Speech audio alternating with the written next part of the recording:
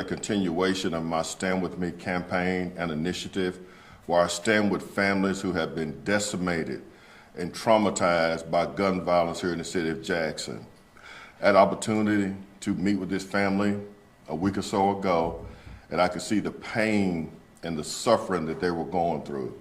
So I invited them back here today to stand with me and make a plea to the citizens of Jackson to please come forward and say something about what happened to their loved one. Their loved one lost his life on October 4th, 2023. October 2nd? Okay. October 2nd. What's the date we had, Chief Banks? That's the day he was found. He was found on the 4th. Yes, we found him on October 4th in the vehicle. And he was in his own vehicle, a 2013 gray Chevy Impala. Someone has taken his life and placed him in the trunk of his own vehicle to show the callous and the recklessness and the lawlessness of their act. I'm very ashamed that someone would do that here in the city of Jackson. And my goal here today is to bring this family some closure, some resolution, and more importantly, some justice, because they absolutely deserve justice in this particular case. Again, if there's anyone within the sound of my voice that knows what happened on that particular day, please contact the Jackson Police Department at 960-1234, 601-960-1234, or Crime Stoppers at 601-355-TIPS. This family is suffering.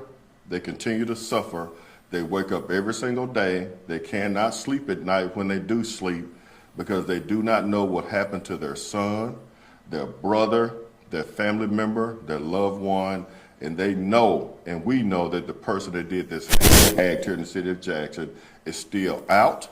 And as I state all the time, a threat to this family is a threat to everyone here in the city of Jackson until they are brought into custody and they're held accountable for their reckless, lawless act here in the city of Jackson. This time I'm going to let Ms. Townsend come forward and speak, and please let's be respectful of her thoughts, let's be respectful of her family, and let's keep them uplifted in prayer. Thank you. Good morning. Thank you so much.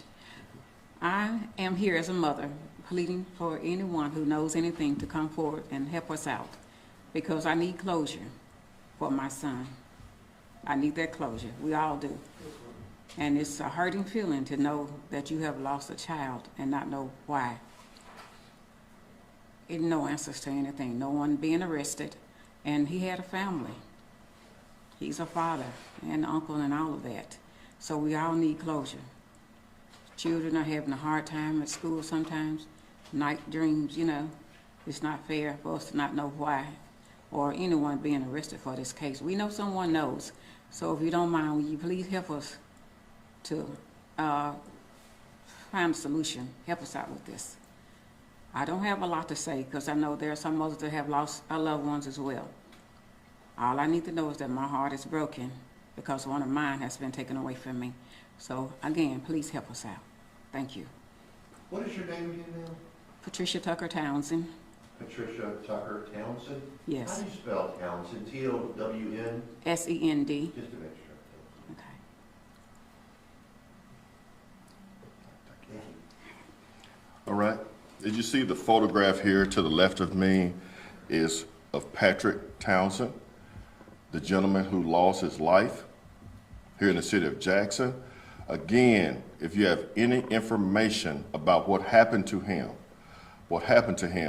speaking to Ms. Townsend, we need answers. We have more questions than answers. We know that his vehicle was parked at a location in the 4900 block of Raymond Road.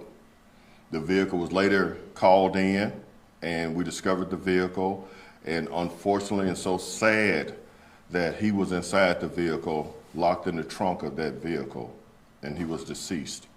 So again, prayers, thoughts, condolences go out to this family, and please help us to bring some closure to this family.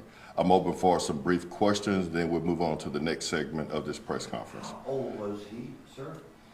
How old was he? 37 at the time. 37. 37. Do we know what happened to Mr. Townsend, if he was, how he was killed? We suspect that he was transported to that location after he was killed.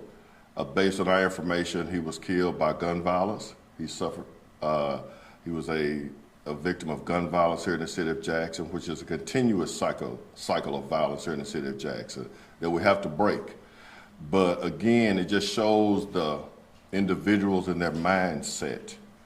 And my understanding, speaking to the family the other week, that the location that the vehicle was taken was not far from one of his family members, Mr. Townsend's family member. So that was very, intentional, possibly. So we're going to go back, and we now have a cold case unit. We have some individuals who are very committed. We recently solved a 3-year-old murder case where 3 people were killed. And I feel very good going forward that we have some good information that we can build upon, but we are soliciting help from the public. If you know what happened to this gentleman, that, I stand here today with his family, hoping that we can bring some closure to them. Again, we have more questions than answers as a law enforcement agency, but more importantly, this mother who is suffering has more questions than answers as to what happened to her child, all right? And we all know no matter how old your children get, they're still your child, they're still your baby.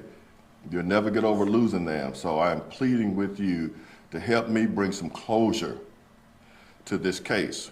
And more importantly, bring this individual or individuals to justice who committed this act.